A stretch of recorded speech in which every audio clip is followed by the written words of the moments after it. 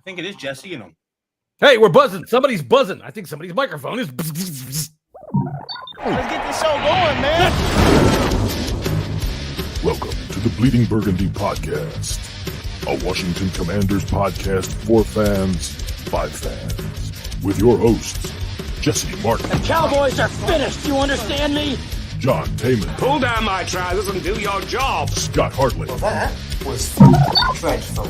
And occasionally, Keith Gray. So many social engagements, so little time. And now, your host.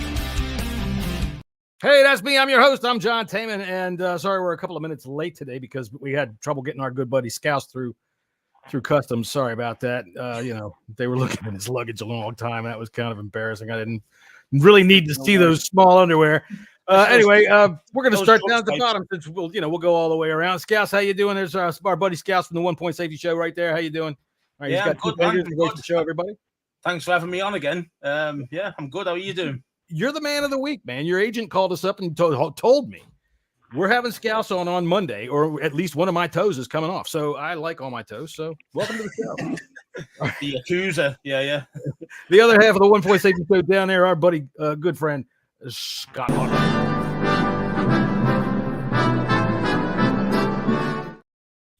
One of these days, I'm going to make a different one of those, but I do like that. How you doing, Scott? Yeah, I'm good, thanks, mate. Yeah, absolutely great. Pumped after DQ's press conference, which I'm sure we'll get into. And Jesse, it looks to me like you did run through a brick wall after Dan Quinn's press conference. How you doing today? I'm doing great. Look at that, man. I got the backwards hat on again, twice in a row. I'm all in. The backwards fitted cap, I gotta say. Mine always have. I am where my feet are. There you go. Oh. All right. So okay, slogan. Jeff's kiss, Jesse. Very good. Very good. Now, watch, somebody on social media will stop action me right when I was like that, and they'll say, "Look, he's throwing up that awful, horrible sign." Anyway, look. How do we feel about our hires thus far? We've got a defense coordinator, we've got an offensive coordinator, we've got a head coach, and I might as well start us right off the bat with Jesse because he's got the coolest T-shirt in the place. That is pretty neat. Oh yeah, thanks. Look, I was hoping for Chip Kelly. I think he has a better offense. I am warming up to Kingsbury, owing to the fact that with his experience working with young quarterbacks, especially with Kyler Murray. I know we poke fun at Kyler Murray all the time on the show, for being small, but he did a good job with him, and he can play. So if he sticks just, primarily just on offense, hopefully he can adjust because, the air raid offense is his air raid offense is tailored towards the NFL. But second half of the season, teams caught on. So hopefully his breakaway from the NFL has taught him a lesson. But I'm fine with it. I don't hate none of the hires whatsoever. Like that's not what I think. I think it could work. Hopefully. Why not? At this juncture, really, why not? Scott, why not? Why not? Exactly. That's exactly it. I honestly think these are strong hires for what we've got. I'm happy with Cliff Kingsbury. I'm happy with Joe Witt as well coming in. Obviously, from what I've heard in the media and respected people who I listen to, like John Keim and others, they are out there saying that Dallas will look into potentially make him the next defensive coordinator. So if you can steal from your in-house rivals and our hated rivals, happy days. You know what I mean? It makes them worse. And we've just got better. I'm really impressed with what he does on defense. He can follow Dan Quinn's blueprint. Obviously, if you look at where he's been with Dan Quinn, he's followed Dan Quinn through all of the coaching hires. So he's been at Atlanta. He's been at Dallas with him as well.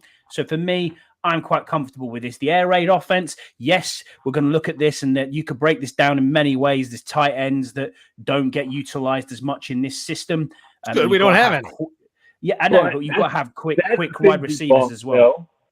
Zach Ertz had a hell of a good few seasons. And that's, Scotty, what you just said is what my concerns were at first until I actually did deep dive into the offense and into, I thought it was just going to be, just passing, but they were in the top half of the league in running the ball. Zach Ertz had great years with the Cardinals, and with his time with Kingsbury.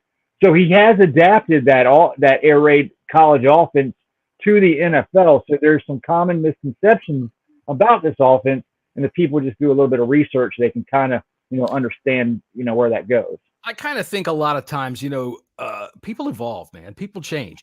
They learn from past mistakes. They don't just continue to try to do the same thing twice unless they're really stupid. And I don't think people at that level get to be really stupid. And I'm not talking about on a game-to-game level. I'm talking about on a career level.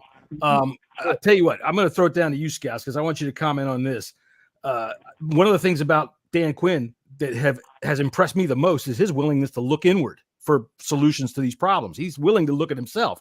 After the Super Bowl, I was listening to Kime last week. He had some guy on from Atlanta whose name I can't remember, but he said that he called up guys like Terry Francona, who was the head coach of the Indians, the manager of the Indians, when they blew a 3-1 lead in the freaking World Series. He called him up, asked him, how did you feel? He called up other big-time chokers to ask them how they dealt with it. He brought in outside analysts to look at his own performance. I think that means leadership. Yeah, you got anything you want to add to that, or you want to take away from that? Any comments you want to make on that? Oh, I like it. It. I think he should be an internal reflector. To be honest, that's how you learn from mistakes, right? And I think even with him, he's even to say you mentioned before, he actually hired external guys who are totally objective about what he actually did and didn't do, and got a lot more information, even more detailed than what we would do in our normal kind of internal processes.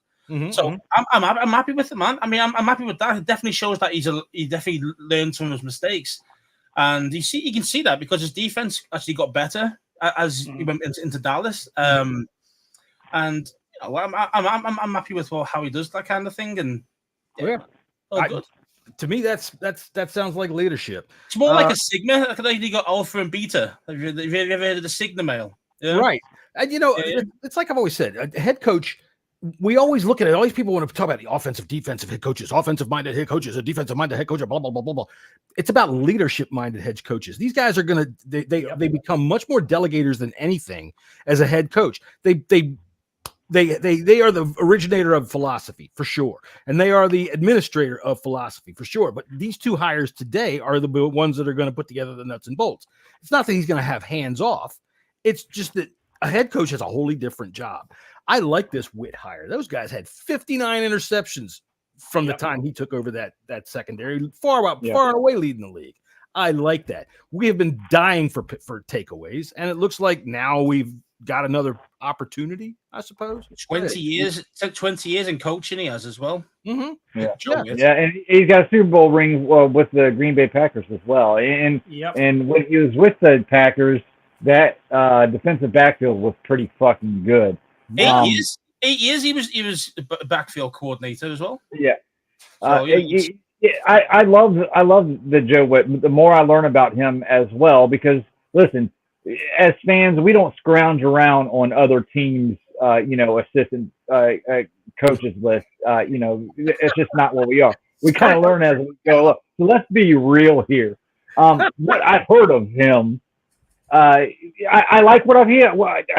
I like what I've heard. So you gotta like what you've seen out of his players too. When you realize passing game coordinator, and then my God, they are fucking good against the pass. Period. Sure. Yeah. And this can. I'm super happy for Emmanuel Forbes, for a player like Emmanuel Forbes, or a player like Quan Martin.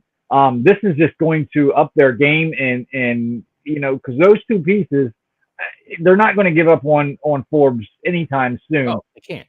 So if Forbes can actually get some hands-on coaching, I think it's the sky's the limit for that kid. And Quan Martin, we've already seen some of what he can do. Yeah. It's good. I think it's going to be interesting. But we do got to remember, I see it online all the time. Ever since the hire, we're going to lose games this year. We all have to realize this. This is going to be another 5-6 win season. If we win 7 games, oh my God, dude, that's fantastic. Good. But we got to keep our expectations down, and we got to, kind of give this staff a leash. Like, seriously, but I know what's going to happen. The whole fucking wall is going to crumble down with this fan base. Going to win a whole lot of games. All right, I'll tell you what, Scott. Fucking spam. Oh, what happened? You all right? Hands-on coaching. This is what got the Catholic Church in trouble. Am I wrong? Okay. Right, no, you're not wrong. No, you're not wrong. All right, let me ask you this. So this was a point that keeps coming up in a couple of conversations I was with today. The players that we have, all right, they're bitching because, okay, the Martys are still here. The scouts that are out there that are doing this. What? Look, here's the thing. Our coaching staff was terrible, right? Yep. We know this, okay? We saw what happened with Quan Martin once we got clown boy Jack Del Rio out of the picture. They got better. And the fact of the matter is, how do we know that this group of scouts and evaluators didn't find decent players and hand them to people that had no idea what the fuck to do with them? Scott, go ahead. Your turn. Elaborate on that if you will. No, I agree with you. I mean, we've discussed it. You could have had Darasaur, you could have had Hamilton, you could have had Gonzalez, and instead we got Jamin Davis, Emmanuel Forbes, and Jahan Dotson. But do those guys are they suffering because of their teachers? It's a woulda, coulda, shoulda. We got talented players on the team. It's about coaching with talented players. I'm not denying that. Now, watching his press conference today, I was very impressed.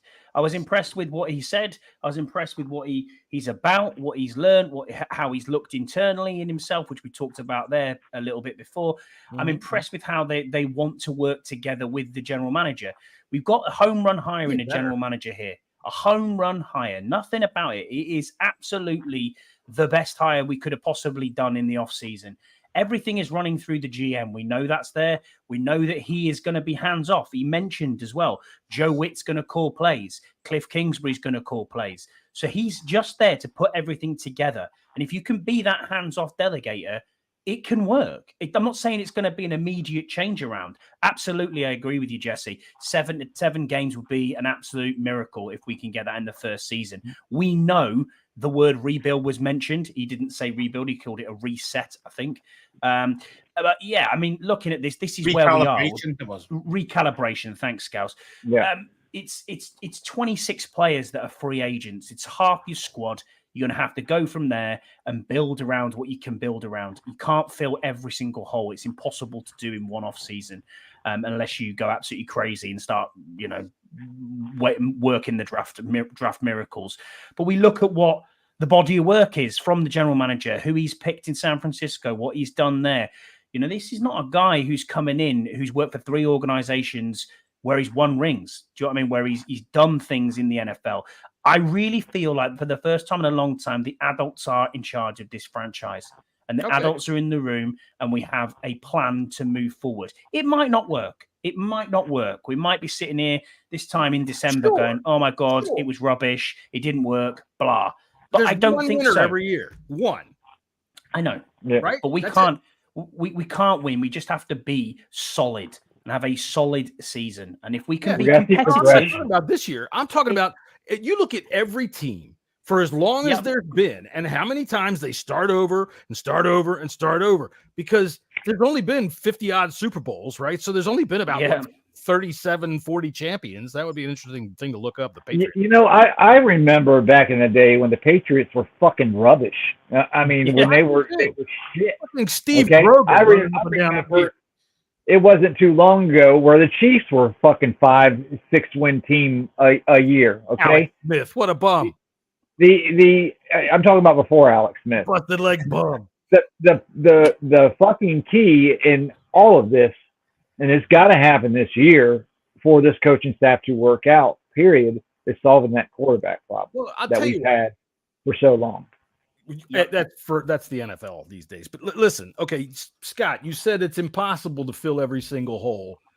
Now, I've seen some videos, and it's not. So All right, so let me ask you this, Scout. Well, you did the Elephant Man. Okay. No, but there's a fun show in which he's a great character. And I'll have to talk to you guys about that later. Look, now you threw me all off. I'm thinking about the Elephant Man, and I forgot my question that I was going to toss down to you there about the build that's coming up, because it's not what did he call it? What did you say? What did he say? He called it a reset? Recalibration. All right. So that tells me that he sees talent on this squad, and I tend to agree. It might not be a great squad, but yeah, I think Jahan Dotson is not a bum. I don't think Terry McLaurin is a fucking bum. I don't even think Sam Howell is a bum, right? I think we have a running back that is a damn good one if you feed him. It's interesting to see what happens with Gibson this year. I think we've got players. We need holes filled. Well, we need as holes far as Gibson goes, they gave Dan Quinn his jersey number, so I think he's going to be gone. But I think I'll see that. No, I didn't see that. Jersey. So okay? This move to Cliff Kingsbury. For one, it gives me the oogies because I don't like guys that have their. Like, you got to spell your name with a fucking K because your last name is with a K. What is the fuck? Why don't you turn one backwards so you look real cute? Anyway, special K. This really makes this really set people off that it's Caleb Williams, and then that now the Bears are in the catbird seat because they know they hold the key to Caleb Williams. What did I see it the way it was written today? You don't bring in Cliff Kingsbury to draft Drake May. Scouts, what do you think about this? I think it's not going to be Drake May at 2. I really don't. I think that everyone thinks that Chicago have got the leverage. I don't think they do. I think we've got the leverage in this one. Okay. You're thinking, well, what do you mean? But Chicago are number 1, we're number 2. But the thing is, Caleb Williams, I think he doesn't want to play there. I know they'll come out and said, no, it's fine. No, we'll play anywhere. No, deep down, he doesn't want to play there. He wants to play for us, especially now Cliff has turned up. So we know we've got the leverage if we stay at 2. Or what we might do is go, well, actually, what we might do if you take Caleb, what we might do is kind of leverage the pick for like a Marvin Harrison who Chicago might drop down to if somebody tries to come up to get Caleb Williams. So you're talking to the Eli Manning situation here. Eli Manning situation, man, disaster. But yeah, I mean that was horrible. But again, that could happen. But for me, I think Elway did it too. Elway had Elway. Yeah. I don't want to play for this team. You better trade me straight away, etc., etc. And those things might happen, and we might actually get a Marvin Harrison at number 2, just so we can get Williams at the next, actually during the actual draft time. Now, I'm sorry, Pete knows me too well. Yeah. Well, in general, I think we stay at 2, and we leverage it because I think that Chicago are going to panic on the day. I really do. I think you're right. Call their bluff. Okay, you want to draft call their bluff. You got Fields. What are you going to do? You're going to draft Caleb Williams 2 and hand them both to Eberflus? What are you going to do? If you pick him, then we just go with them. The thing is here though, Daniels. I think it's going to go. We need to wait till free agency opens, and when we need to see by the end of March, has Justin Fields moved anywhere? And if Justin Fields has moved, the hand's been played. Is he a free agent? Has been played. Or do he's not. They have to trade him. They'll have to trade him somewhere. But think about the places. Think about the places he could go. Quite comfortably, he could go to Vegas. He could quite comfortably go to the Falcons. He could quite comfortably go to Minnesota. Exactly. There's lots and lots and lots of places for him to go. And I just think that is probably more realistic for what they're going to do. I don't think Caleb Williams is going to be here. I really don't, unfortunately. And I wouldn't want actually us to trade to 1. I don't think we should do that. Oh, we shouldn't trade up. No, I think we stand our ground and let Chicago make that decision because I think they're going to bottle it. I really do. I think they'll do it before the draft even happens. I think so too. Look, I don't believe for 1 second that Drake May can't play in the air raid offense and be very good at it. We got absolutely. I mean, the offense that he runs with that he ran with Phil Longo is very, very similar. Is that not an air raid offense in Carolina though, Jesse? It kind of, yeah. So I think he's even more attractive right now. We're in a very, very good spot, especially because all 3 of the top quarterbacks would be very good in this offense. Whether it's Caleb Williams, Drake May, or Jaden Daniels. Mm-hmm. So, stay put and pick the guy that's there. I mean, you need to rank them 1, 2, and 3. I mean, my feelings are Drake May. Caleb Williams is far beyond, the talent of either Daniels or May. So whoever's there, I think May's number 2. And I do too. May is safe. I just think that Williams gives you the potential to go way beyond. Exactly. Yes. That's what I mean. Williams is like a Patrick Mahomes type of prospect. Okay, that's how I feel about Williams. He's got that kind of skill set. Yeah. May is a Justin Herbert with a better wheels. Type of without that fucking stupid hair thing. I hate that damn thing. And Jaden Daniels is a scrawnier RG3, and he can't read defense that very well. So. Okay. I don't know. I'm not gonna do a look for Bo Nix or anybody like that. Out of those 3, who's the best runner? Like true, pure run, like kind of running runner. Back? I mean, Jaden Daniels. Isn't it? The running is not a necessity in the air raid offense, though. But it is with Kingsbury, though, because look at what he did with Kyler. You mentioned about Kyler. That's not a runner to me. That's a scrambler. All right, a scrambler. Yeah, Kyler. You watch Kyler.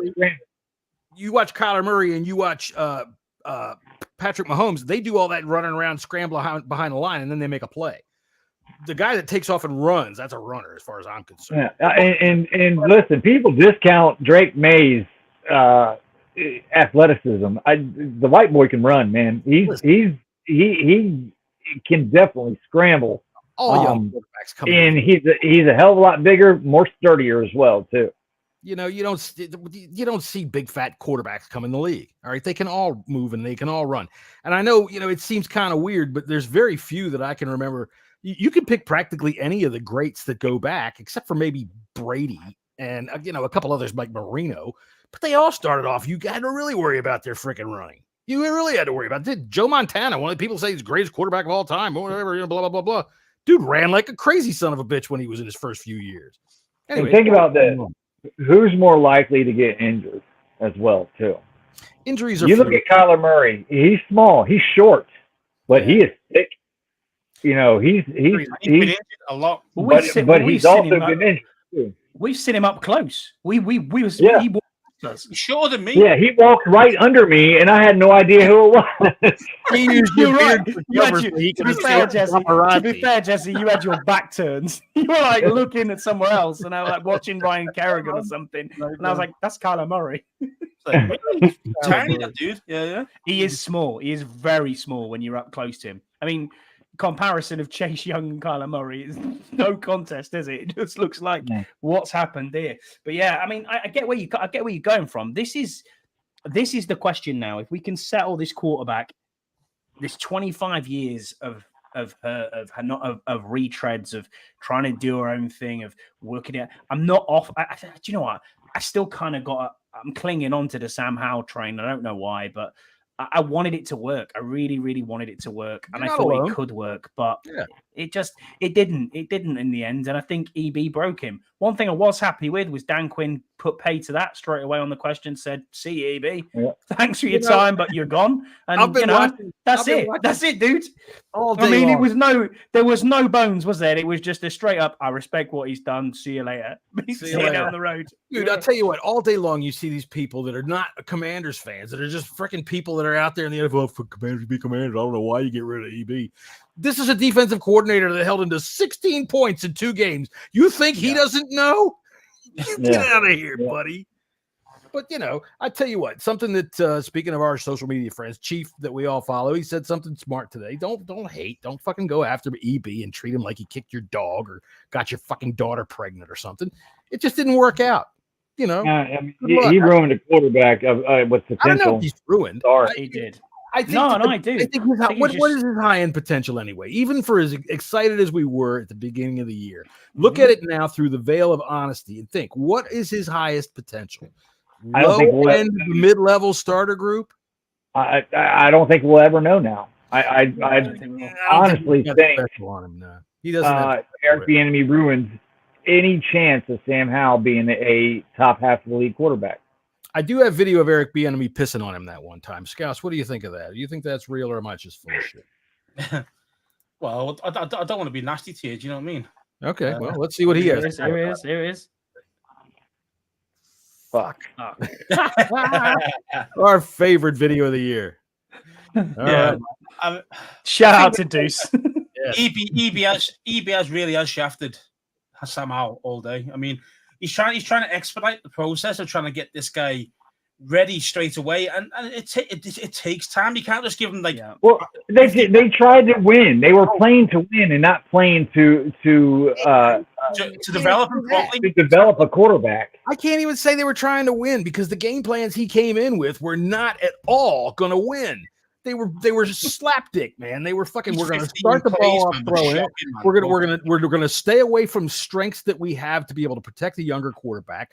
After 6 or 7 or 8 weeks of watching what happens and seeing what he does well, we're not going to do any of that when shit starts to go south. We're going to keep just fucking doing the same goddamn things and expecting different results every time. As you watched from like Thanksgiving on, as he progressively went down that fucking hill. All right, so John, you just went on that tirade. Yeah. But then two minutes earlier, you just said, I don't think I don't think EB hurt Sam's development.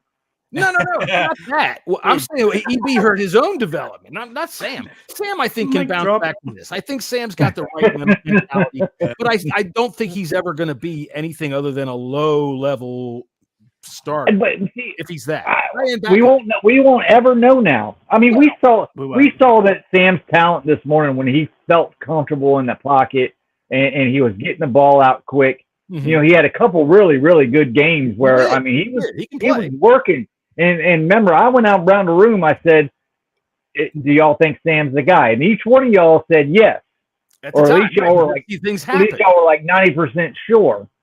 Right. Now let me ask you in England. Now here in America, we have this thing called time, and when time happens, things happen that we can watch to make decisions based on what we've seen. Does this happen over in the UK? Well, yeah, it does. Yeah, timestamp for the timestamp guy. John just got called out at 26 minutes, so I will rewatch that back. But no, in all seriousness, one thing I did like was I just wanted to see, and I want to see moving forward, a competitive football team. Wins and losses are one thing, but when players are giving everything they've got for that shirt, they can, you running through a brick wall for your head coach. It didn't work towards the end of the Ron Rivera era. This last season, you could see by the losing by week 14, them players, whether we like it or not, they didn't give a shit. They really didn't give a shit. They just couldn't wait till the season was ending. They're thinking about packing their flip-flops and pissing off to Cabo or wherever they're going to go in the off-season, and they were not interested. I just want to see 100% effort every time you're on that field. And if you can see that, you can accept that. And if you lose to the better team on the day because either you were outplay called or whatever's happened, you can accept the loss in that way. Not accept it because it hurts. It hurts massively when you lose. I hate losing. But every single Thursday, and Scouse will tell you, it's like therapy for me with him on the 1 Point Safety show. We're sitting there going, oh, we've lost again. And then you're coming on here as well. And yeah, you make this a fun environment and I love it, but it isn't depressing. It's just, it ruins you. It ruins your weekend. Look at Keith. He hasn't even been checked in since October. We've seen him for the first time. Not really unusual, though. No, but it's the first time we've seen him in 6 or 7 weeks last show. And you seem he bothered to get out of bed too, right? I know, but this is the way that fans are feeling at the moment. And we were all hyped up, maybe too hyped up for the start of the season. New regime, new takeover. Unbelievable. Snyder's finally gone. This is going to be amazing. Sellout crowds. And it was just the same shit of meh. But I don't think it's going to be the same shit of meh. Scott said, we're waiting to go to Cabo. I don't think they deserve to go to New Jersey. I mean, Keith lives in New Jersey, for fuck's sake. No, and by the way, I know Keith will, dude. I understand completely. Keith is being the family man. I fuck with him every goddamn weekend. I know, man. I get it. Keith is the family man, and he's taking care of his kids, doing some stuff. And he's doing the right thing. So good for him. All right. So let me ask you this.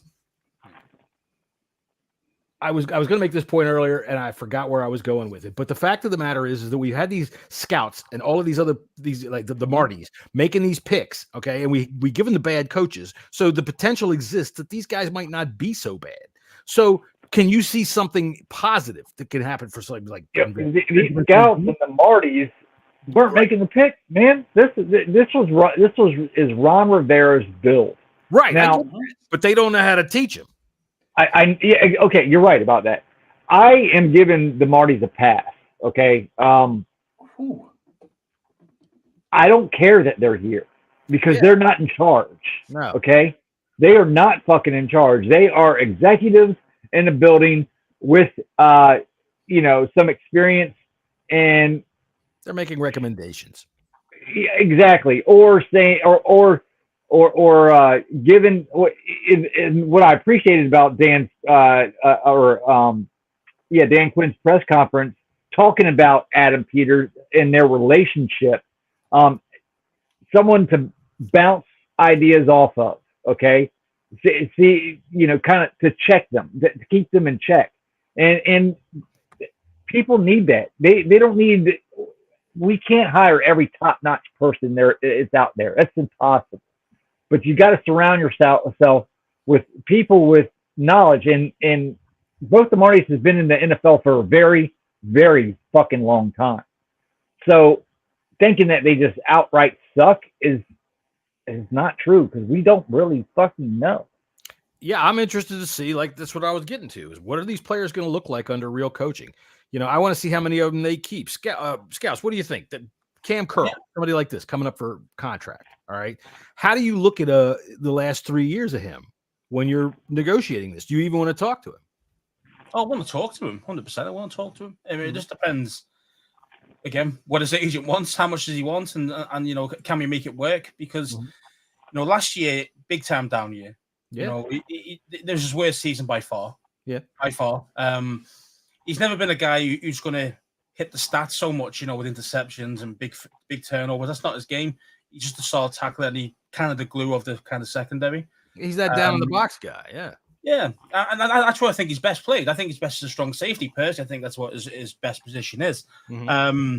He is versatile, which again helps definitely. I would. He's not a top safety in the league. I'm sorry. Right. And now, see, last year, if we had this conversation about his contract, we would have thought completely different about what we would have done. For me, if I'm Peters, what I'd be doing, I'd be letting him test free agency and see what he can get. 100%. Interesting. And then see, is it ridiculous money or is it not? And then if it's not, then we'll come back to the table. Maybe because I do want him on my team. Okay. It depends how much, really. And I'm not paying him top of the market safety money. No, I don't think he's gonna. Hear about it either. Yeah, he wasn't good enough last year. He wasn't good enough, and the year before he was kind of okay. But his last 2 years haven't been top level. He had one excellent year, and that was his rookie year. We're 3 years removed from that. Right. Well, I mean, he showed flashes, but at the same time, we've seen how piss poor the defense was coached in terms of, especially the defensive backs. So, question would be this. All right, so Jesse, you watch the secondary a lot. All right, so Forrest, Quan Martin, Percy Butler, they've got to be able to benefit from this coaching. They've got to be able to benefit from this coaching. Does that make it more expendable? When these guys, say Percy Butler, for example, are given 4 different playbooks to learn 4 different fucking positions as a rookie, how feasible is that really? It's not doable. We saw why. It's just and it didn't work. That was something that he said in his press conference. He said, "I want to see them from the inside of the helmet, from their view of what they're doing." And it wasn't the old EB, I'm going to put them in the best positions to do, but it was very similar to that. But what he's saying was, if that play doesn't work, I'll take that play out and we won't use it. And I thought, wow, okay, this is interesting. To hear what he's saying. If he makes him, if the player's got to think, that's it. Yeah, then that's it. It's already out the playbook because and not being instinctive to tackle to mess up. You know what I mean? Yeah. So, all right. So, what did you think when he said he wanted to get inside their pants? Scott got the camera out. Oh, I was watching it wrong. Yeah, I was watching the wrong. I was back with that every hole getting filled. Did you get back to church again? No. What I did like about the press conference was that he was Quinn was talking about adapting his scheme to the players' best skill sets. Yeah. More than saying, "Here's my scheme. You got to fit it. You got to fit into it," just like Del Rio was doing. No, you can see it's a different process, man. I think he's going to find these guys who've got like certain skill sets and go, you know what, this guy perfect for the pass rush on third downs. This guy be doing this and that, the other, and no namers that you won't even find in like 56 rounds who will actually produce for us. I really do, man. I think he's I like what he said today. Mm-hmm. You know, another thing I appreciated too is it seemed like Dan, you can tell he's really wanted this job. He really wanted to be here. Oh yeah. And he just wants to coach. He doesn't want anything to do with player personnel. And that's going to be Adam Peters, man, and the team that he's going to, put around him. Well, I'm sure he'll have input. I think, I think he'll have input as far as, okay, I need a linebacker, or I need, I need a starting quality free safety, or what have you, But look, I mean, as far as the team needs and what this defense in particular needs, it needs a lot, It really does. It needs at least 2 linebackers. It needs at least 2 defensive backs, and it needs at least 2 edge rushers. 2 edge rushers, yeah. Well, KJ Henry has been pointed at to be a breakout star for next year by Pro Football. The thing as well is we're PFF. If you believe PFF, then you got to believe PFF. Well, it's not a matter of whether I believe it or not. I just don't know how anybody can look at the fucking crystal ball and say, here's what I think is going to happen in the future. So we are looking at this through the one lens of the draft. We also have enormous cap space, ways of managing the cap, ways of signing players that are out there that can make a massive difference to this team. Edge rushers are heavy set in the draft. There's lots and lots of free agents. Sorry, not in the draft, in the free agency. There's lots and lots of them out there. And then you think, as long as look, of course it's going to be a lot of money. 20 million is the going rate per year for Patrick Queen. Same for Josh Allen. Pay him. But make sure you pay him, but you pay him in signing bonus. This is the other thing we talked about. We have a cash-rich ownership group. We don't have to pay huge top dollar when you can burn it by putting that into signing bonuses. Your best thing, apart from your general manager, is the person who's running your cap. You got to be smart with signing bonuses too, because that's still, it's still paying out the cap. Yeah, you spread it around. Of course, but spread it around though. That's one of the things that got Snyder in trouble in his first 10 years was he kept doing these renegotiations and pushing the cap down the road, and you end up paying a piper. They made the rules set so that you can't just hide cap. So, but you see these contracts, and they would say, okay, this year this guy's only going to make $1.2 million.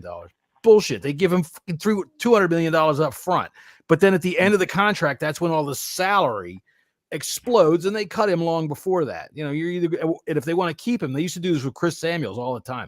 We're going to renegotiate your contract, where they take this gigantic lump sum at the end of the fucking deal, they chop it up into a fucking signing bonus, and then push the rest of it down the road, and eventually you have a team where you have Danny Werfel as your fucking quarterback.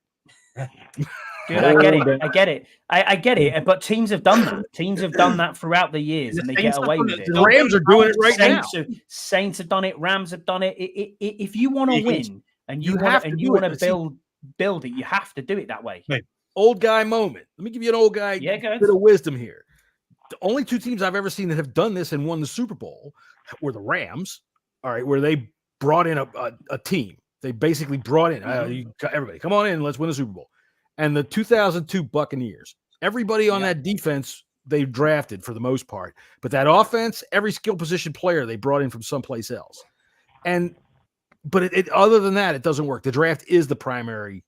Yeah, but I think this year the draft is going to be primarily to fill out the offense, and defense will be primarily free agency. Yeah, I agree with you there. Good linebackers out there. Patrick Queen, come on in, baby. That's what I'm saying. Josh Allen, Patrick Queen, take a tackle, in free agency as well. And it doesn't have to be an amazing tackle. Glasgow from the Lions is free as a guard, left guard. Get him in.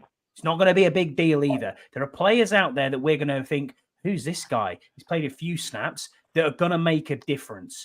Chris Paul's brother, Patrick Paul. Is it Patrick? Is that his name? I can't remember his name. Whatever his name is. He looks pretty good. You're not going to be in the race for an Amarius Mims, a Fuaga, any of these other two top tackles, the Olts, the Fashanus. They're just not going to be there. But we are at the top of the second round. So if it's me, I'm taking a QB at 2. Then I'm looking at offensive line immediately at whatever I can get in that second round. You never know if people fall. Latham might fall. You don't know who's going to fall. It depends on what we get out of it. There is going to be talent in the top of this draft. We have a lot of picks. That's why I don't want us going anywhere near trading up to the first overall pick, because we are not in a position to do that. I'll say this about trading up. If we get away with trading our number 2 and next year's 1 and maybe like a 3rd round pick, I'm all for it. Hey, you know what? The Vikings were supposedly making waves today by saying that they would be willing to trade and that they were willing to pull out the stops to make a trade. So, I mean, honestly, if Cliff Kingsbury said he could work with Sam Howell and, I don't know, Justin Jefferson and a couple extra picks and stuff like that, could you live with that? Yeah. Would you? Oh, no. I think what if, right? Would you pick up a free agent? Sam Howell's not going to be the starter. No, I don't think so. No, he's not. Would you pick Sam up Howell's not going to be the starter. All right. I think Kirk Cousins has a better chance of being starter for the Washington Commanders than Sam Howell. That's what I'm saying. That's what I'm saying. Before, I call this guy Martin Mayhem because he causes mayhem. So just as long as as long as Peters has got the ball to say, just shut up, man, and let me do my thing, then I'm happy for him to stick around. As long as Peters has actually got the ball to say no to him, because don't forget, Peters is in charge. Peters is in charge. Yeah, Makey was the guy who actually brought him in originally in San Fran. So you got to think about that, and obviously a bit of nepotism and stuff. But what I mean is like he's got his back. That's why Mayhem's going to be sticking around, not because he's good. And the thing is, as long as Peters just goes, wait there a minute. No, let me do it. No, make me give the final decision rather than him in his ear all the time. Then I can handle him sticking around. Otherwise, just get out now. You know what I mean? But look, that's what I mean. You're absolutely right, Scouse. Look at what they did in San Francisco. He is credited for you might not be the 3rd round, but everything from the 4th round onwards, he's picked them players. The likes of a George Kittle, the likes of a Hargrave, the likes of there's lots and lots out there that he's picked. Brock Purdy, Mr. Irrelevant. I'll pick him up. Yeah, no problem. Like the way you say we have no topics. You know how this show goes. I would also like to point out, since you bring his name up, fucking Quan Martin folded George Kittle in half like a goddamn shirt at a Chinese laundry. Fa! He did actually. He did actually. Yeah, he got him good. All right, so I'm looking over here. I was trying to get rid of something over here that we were looking at because Scott was saying names, and I figured, okay, he's just showing off because he is the official podcast name announcer. And I saw this one. Didn't you get paid for and that? I can't remember what the fuck I had it up here for, but there it is. Scott's neck. There you go. Because I don't ever see your neck. All right, so what about this? You can't see the neck. He hasn't got a neck. That's right. Yes, I'm going to throw this one out there. We heard that. I can't wait till this weekend. Scout neck. We heard from Mike Garofalo last week that Garofalo. Whatever, Garofalo, Mike, whatever. We heard from him. Yeah. We heard from that guy that over in Seattle, Ben Johnson interviewed so badly that he went home and hid his head under his fucking pillow and said he was not going to coach. He was going to stay in Detroit, right? Then we hear this counter report come out from some clown at ESPN saying that he said, I don't want to work for people that basketball. They don't know what they're talking about. So what do you think? Did you see the all right, I'll urge everyone to watch it. Go and watch Schefter on the Pat McAfee show yesterday, where he talked about it's about a 3-minute segment. I'll find it and I'll retweet it so everyone can see it. He went in on Ben Johnson about this, and it was you could see him getting actually quite aggressive. I was like, "Go on, Shefty," saying it's basically just total bullshit. He didn't interview well in Seattle. Which one is bullshit? He didn't want to work for the basketball. Ben Johnson. No, Ben Johnson is total talking bullshit. He didn't interview well in Seattle by all accounts either. Right. So commanders aren't lying here by saying, oh, and then he brought it up about the texting and said, if you haven't even got the decency to sit there while they're in the middle of the air and go, oh, I don't want this job. Look, sit in there for 2 hours and speak to them and say, look, sorry, carpool with Aaron Glenn here. He's going over there anyway. Well, yeah, exactly. But that's what you could have done, it's unprofessional, isn't it? It's unprofessional. That's what that is. Massively unprofessional. Massively. You're right. As a manager / owner coming over to see somebody. When Schefter said his piece, sorry, Scouts, when Schefter said his piece, is he talking about, did Johnson say he didn't want to work for basketball people? Yeah. He did that say motherfucker went back to work for a goddamn car maker she's the granddaughter of a car maker and a fucking tire maker. What the fuck? All of these ownership groups, none of them played football. Jerry Jones, I played football at Arkansas, but I stick my dick in the ground and hope for oil. These who the fuck? What kind of stupid shit is that? Jesus Christ! Let's face it. He knew he fucked up the interviews. It's as simple as that. And he thought, I'm not gonna get clown boy a job, so I might as well just pull out now before I get. Talk about the fucking media, the media, and how fucking clueless some of these people are. Talking about the whole Dan Quinn hire, trying to shit on that, trying to say that this, this ownership group and Adam Peters fucked up.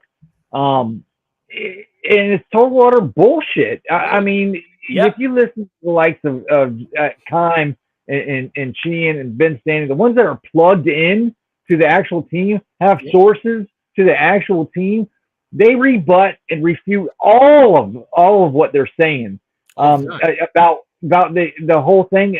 Like, there was no top consensus coach. There was not a topper. They wanted to talk to everybody.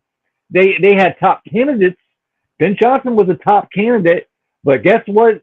Dan Quinn was a top candidate. According to time, Quinn blew him away. Yeah, Raheem Morris was a top candidate.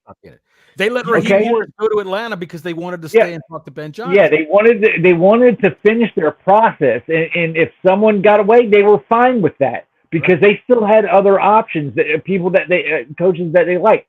Ding, ding, ding. Dan Quinn. They figured they were always going to go after Dan Quinn regardless. I mean, that's what happened to Raheem Morris, wasn't it? Wasn't he like been offered a job at Atlanta? But we've already interviewed him. He said, "Well, no, we're going to do our full process first." Yeah, right. That's exactly. That came from there's reports out there.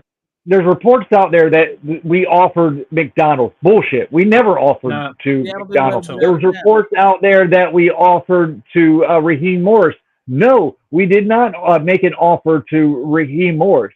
Like, all these reports are out there. It just makes this team look bad. But if people actually do some real investigation work, if we can do the investigative work, us as fans, and figure out what the fuck is going on, so should the fucking national media. All you got to do is listen to Adam Schefter. All you got to do is listen to Albert Breer. I mean, these guys on the national level, there is nobody higher more plugged into the NFL than these guys.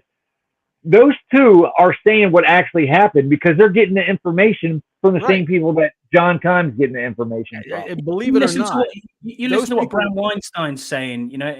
He's saying there, Quinn was always gonna be one of the top candidates. He blew him away. He knew from day one. He said, "This is how it's going to be," but they had to finish their process. And if they didn't finish the process, and as you said, coaches get away. Coaches get away. That's how the NFL works. Yeah, and that is it. And when you listen to what Peters is saying next to Quinn, that it was always going to go back, and the way that he's fired up to do this job, I love that. I love the fact that he's sitting there saying, "I want to be here." It's not I took the job. Yeah, we're going to do this. We're going to build a culture. We're going to blah, blah, blah. We're going to do it. How many times we sat in a press conference and listened to these coaches? Eric Bieniemy talking in the third fucking person. I mean, I end up looking at videos of people Eric Bieniemy going to tailor an offense around the players. Look, Schefter broke it on Quinn. Justin Martin's going to pick his fucking nose on the goddamn screen. Schefter was talking about Quinn, and I'll give this to Keith. Our buddy in absentee, Keith, he put it out on Twitter. He rarely tweets anymore, but he said, "You know what? Schefter just quiet flexed on Dan Quinn because he knew it. And he hinted at it right before it happened, that this is what they've liked, This is what they've liked all along.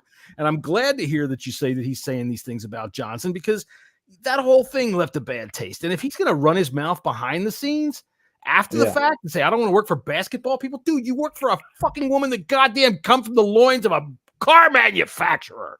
Fuck all. Jesus Christ, it drives me crazy. They're owners. And their money. That's all. When Ben Johnson was like, they were too confident in themselves. I mean, these guys are fucking billionaires. I mean, how stupid could they be? They thought you were honorable. Dude, they're billionaires, and the GM's got what? How many rings? I mean, fuck me. What are you playing at here? You're coming from winning organizations. This is not the Lions. Now, don't get me wrong. I rooted for the Lions. I wanted the Lions to do well this year. We're not going to down talk the Lions. No, we got no room to talk about. Winners. They will not be these next year, mate. Whether they are or not, to sit there and say some nonsense about, these are basketball people. They're owners. They're owners. Your owner she's a fucking silver spoon handed all her money, for God's sakes. What do they know about shit anything? I want to tell you what I like in a good ownership group is somebody who knows how to treat their servants. Let me tell you something. They give a good, nice Christmas goose at fucking holiday time to their butler. Fuck off. The other thing the other thing we haven't talked about there is, like Deluxe has just said there, these guys wanted these jobs because they wanted a beer, not for the dollars. It was too good to turn down. That is absolutely right, that comment. Right. Look at the way that they wanted it. Peters has come in here and thought, I can run this shit myself. I can rebuild this franchise or whatever, recalibrate this franchise, as I said today. In my mold, I can get the players in that I need to get in, and I'm going to have time with a patient owner. Exactly the same thing for Dan Quinn. All I've got to do is motivate these guys to win, to make them run through a brick wall. I ain't got to sit here and play and call plays, which I struggled with last time. And I openly admit I struggled doing that and seeing the whole thing as a whole. Mm-hmm. One other thing we talked about briefly before, but I want to go back to this point, and Scouse probably, or Jesse, whoever wants to pick this up. Will we see positional coaching changes, and will there be a change at special teams because a special teams coordinator, or do you think Katz is fine where he is? I don't know, because that's where we struggled. It isn't about I don't think it's necessarily the coordinators. It's the positional coaches beyond them that have been terrible. Oh, I bet we'll get a new linebacker coach. 100% agree with you. Yeah, I think I can see us raiding the Dallas for other positional coaches.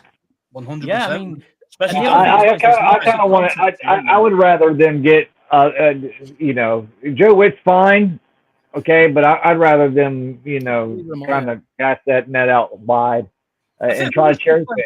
You, as a position coach, you need to know the scheme, and if you've already been in the scheme for 2-3 years, like Joe Witt has on the Dan Quinn assume that you're going to run the same scheme, and if you do that, then the Cowboys know what to do about it. I'm sure you trained them some of it, but not a lot in the first season.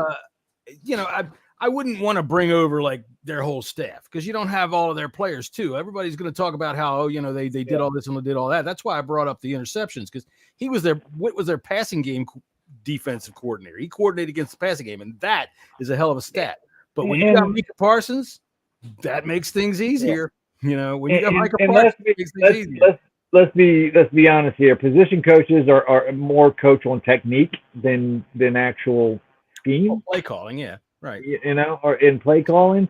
So yeah, I mean, there might be a position coach here or there that they might keep. Who knows? They are a little bit late to the party as far as doing their hiring. I guess we'll see.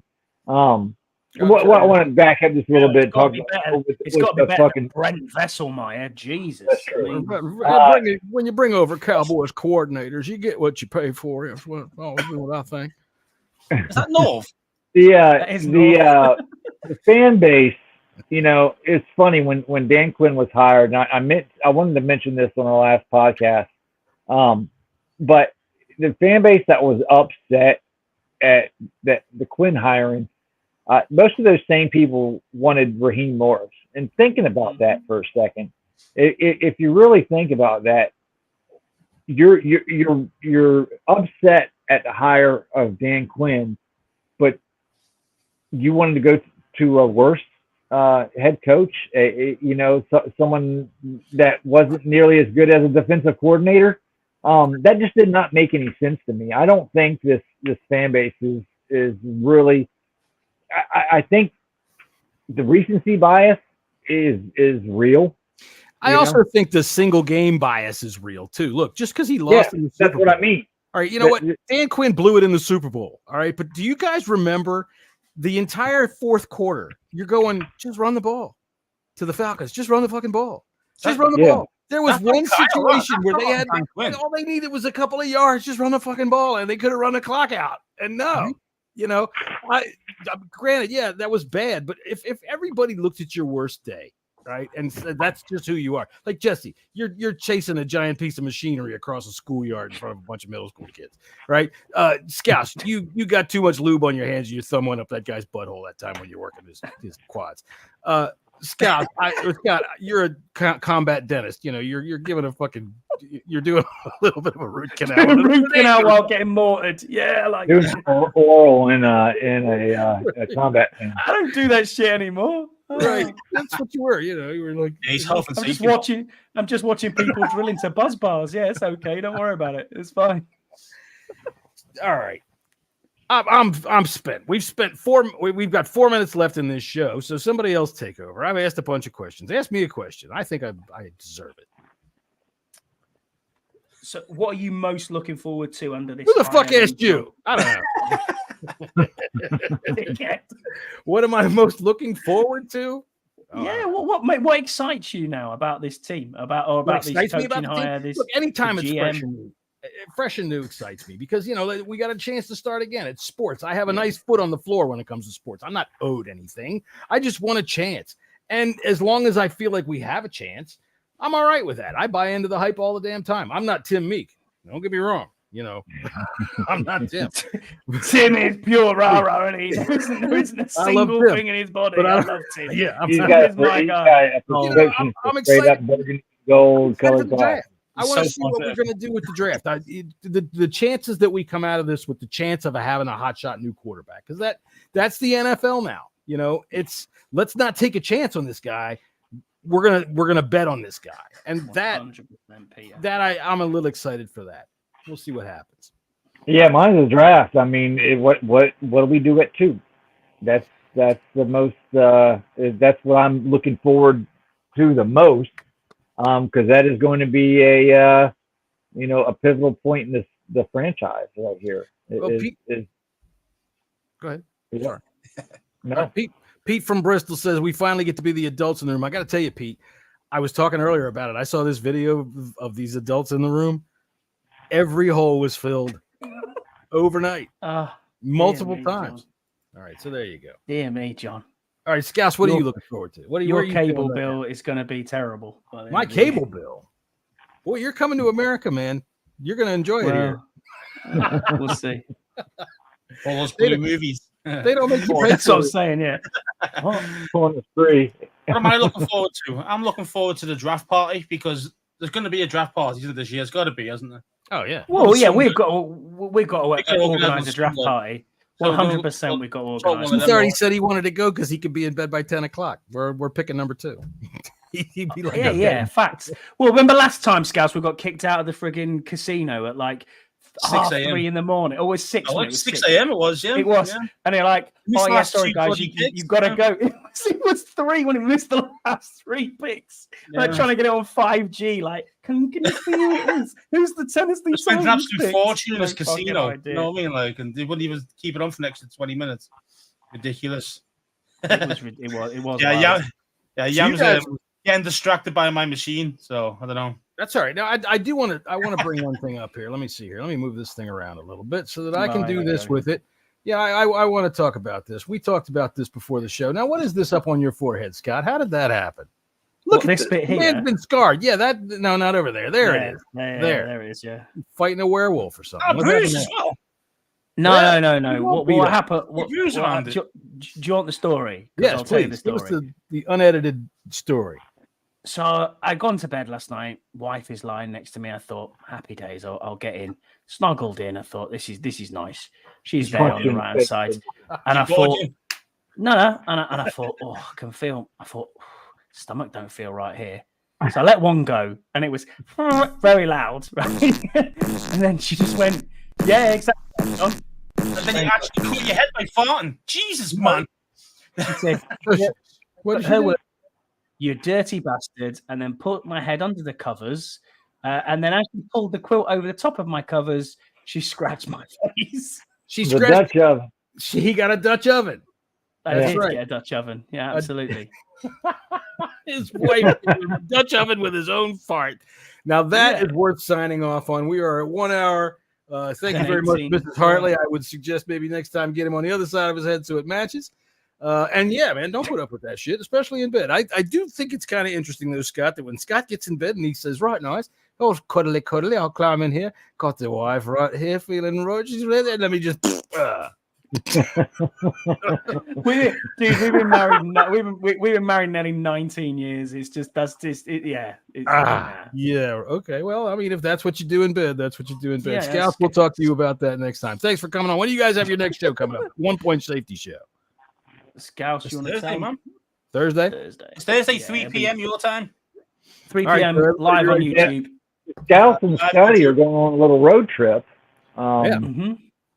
Yep, they're going on a little road trip to go see our boy Andy Burroughs, and we hope Andy's okay. They're going to go check on him. But I talked to Andy today, and I told Andy, do not kill my friend Scotty. No, as a matter of fact, Andy, what about me? I don't care about me. That's the fart in bed. Well, you can hold your liquor. Scotty can't. That's facts. It's the absolute truth. There's no denying it. I haven't prepared or anything. It's just yeah. So, You're doing the training. You know what I mean? That's the mistake. Nah. All right. Well, we will definitely want some play-by-play once you guys are together. So, are you going to be on the show Friday? If we're going to do a show Friday, I guess we'll have to see what the rest of the week plays out. You'll probably be on the road. So, all right. Well, we'll see what happens next time. And until then, I guess I got to do this. There we go. There. I forget. Hey, that was a good show, fellas. We actually sounded like we talked some football. I know, yeah. Crazy. Yeah. How about that? All right. So, until next time from the Bleeding Burgundy Podcast. See you, Peter. See everybody in the chat. We'll see you next